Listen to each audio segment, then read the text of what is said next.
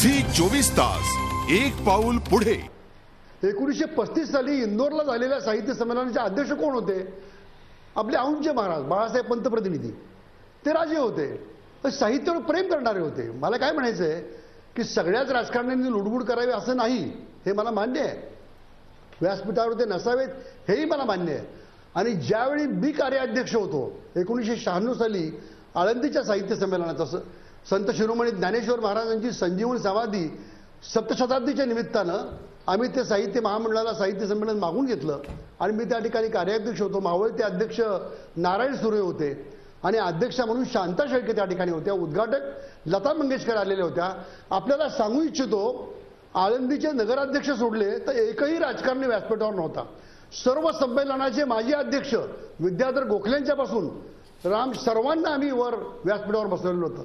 सर्वांचा आम्ही सन्मान केला आणि त्यावेळेचे महाराष्ट्राचे मुख्यमंत्री, त्यावेळेचे माजी मुख्यमंत्री, त्यावेळेचे केंद्रीय मंत्री, ही सगळी मंडळी, माननीय मनोहर जोशी असतील, माननीय विलासराव देशमुख असतील, माननीय शरद पवार साहेब असतील, ही सगळी मंडळी पहिल्या ओळीत खाली बसलेली होती।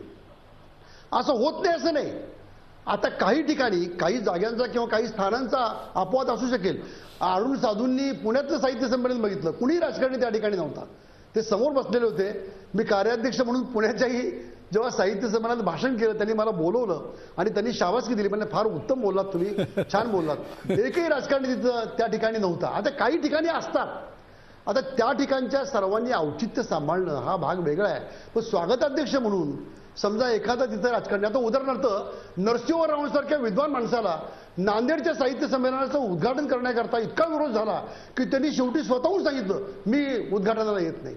अरे साहित्यावर प्रेम करणारा माणूस, म्हणजे हरिनारायण आपट्यांच्या कादंबरीचं भाषांतर करणारा केले आणि इतकं प्रेम करणार अनुवाद करणारा माणूस, शेवटी तीच उणीव मग कराडच्या साहित्य संमेलनात भरून निघाली कित्येक वर्षानंतर आणि ते आले आणि अप्रतिम भाषण त्यांनी त्या ठिकाणी केलं।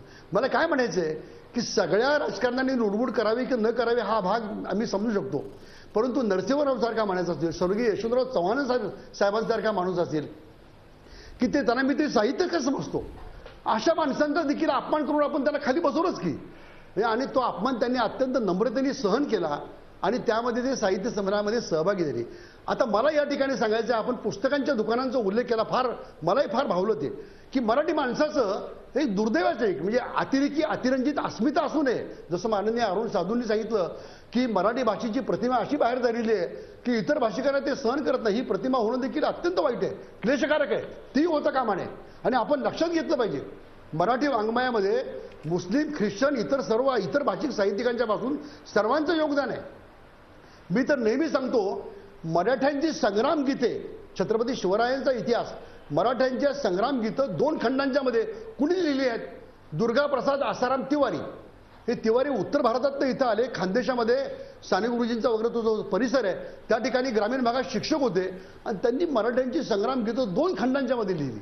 तिवारी बरोबर आहे। उल्हासदादा म्हणजे मंडळींचं यात लाभलेलं आहे। बरोबर आहे उल्हासदादा, म्हणजे एक प्रकारे मला एकच म्हणायचं आहे की रसिक श्रोत्यांशिवाय म्हणजे कुठलाही गवई असेल किंवा साहित्यिक असेल, जर समीक्षक किंवा वाचक आणि त्या वाचनावर प्रेम करणारा, त्याला दाद देणारा, हजारोंच्या संख्येने उपस्थित असलेला रसिक नसेल तर केवळ साहित्यिकांचं, लेखकांचं, कविता साहित्य संमेलन व्हावं का? निरस व्हावं का? आपण हाच प्रश्न घेऊन प्रकारचा डामडौन न करता आपण हाच प्रश्न घेऊन मराठी भाषेचं उत्तम व्हावं ना, कुमार भाषांच्या बरोबर आहे उल्हासदादा, हाच प्रश्न घेऊन मी जातो कुमार सप्तर्षींकडे।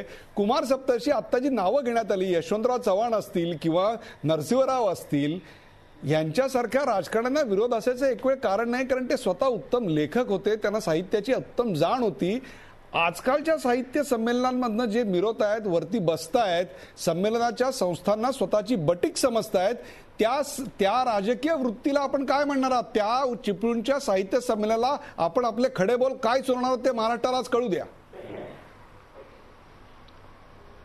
मगा अरुण साधू बोलता बोलता बोलून गेले, ते आमचे मित्र आहेत, त्यांना बोलण्याचा तसा अधिकार आहे, पण रागवायचं काही कारण नाही, कारण त्यांचा अनुभव काही असला तरी माझाही अनुभव आहे आणि मी पाहिलेले काय करतात लोक, आणि त्याच्यामुळं तुम्ही निमंत्रित केलेलं आहे वादांना, वाद आपोआप नाही आलेले, निमंत्रित केलेलं आहे। तुम्ही माणसांना बोलवायचं आणि मग त्यांच्या पुढे पुढे करायचं।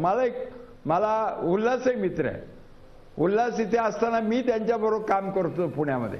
माझं म्हणणं आहे की साहित्यिकांना चर्चा करण्याकरता आणि ती ऐकण्याकरता श्रोते येतात. पण असं मानायचं की साहित्य संमेलनाचा डामडौल केल्यानंतरच लोक येतील म्हणून इतर ठिकाणी जे प्रदर्शन लेझर टाकले, लेझरचे किरण टाकणं, याचा साहित्याशी काय संबंध आहे? हे कशासाठी प्रदर्शन करायचं? जे साहित्य बाह्य आहे त्याच्यासाठी पैसा लागतो. साहित्य बाह्य प्रदर्शन करण्याची हौस साहित्यिकांना अंतर्गत बोलता येत नाही का? तर ते का बोलता येत नाही? तर त्यांचं स्वतःचं पाकिट भरलं का याच्याशी जास्त ते सेन्सिटिव्ह असतात. हा माझा अनुभव आहे. अरुण साधू वैयक्तिक त्याच्यात अपवाद असू शकतील म्हणतो मी, पण तरी सगळ्यांचं याच्या बाबतीत असतं. मग जर ही साहित्य पंढरी आहे आणि सगळ्या रसिकांच्या करता आपण हे सगळं साहित्य संमेलन भरवतो तर त्याच्याकरताच ते वापरा ना. काय लागतो? माईक लागतो, स्टेज लागतो, मंडप लागतो. कुमार सप्तर्षी मग मी सांगितलं ते आपण अरुण साधूंचे विचार याच्यावर ऐकूया. अरुण साधूंना नेमकं काय म्हणायचं? एक वेगळी थोडीशी भूमिका आता कुमार सप्तर्षींनी मांडलेली आहे, तीही अतिशय मोलाची आहे. काय सांगाल अरुणजी? वेगळी भूमिका नाहीये, मान्य आहे, फक्त मला तू मी करायचं नाही. जसे झी 24 तास एक पाऊल पुढे.